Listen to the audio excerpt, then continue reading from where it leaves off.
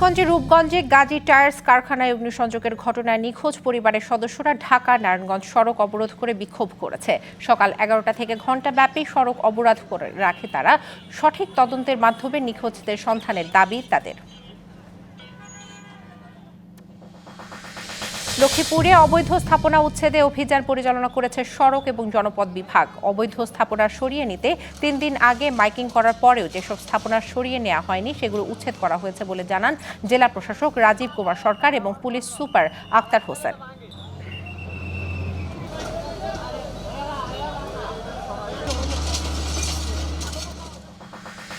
ঝালকাঠির নলছিটিতে অভিযান চালিয়ে একটি ইটভাটা বন্ধ করে দিয়েছে পরিবেশ অধিদপ্তর। দুপুরে উপজেলা কুলকাঠি ইউনিয়নের সরই গ্রামে রিয়াজ ইটভাটায় অভিযান পরিচালনা করেন পরিবেশ অধিদপ্তরের নির্বাহী ম্যাজিস্ট্রেট ফয়জুন্নেসা আক্তার। ছাড়পত্র ছাড়াই এই ভাটায় ইট পোড়ানো হচ্ছিল।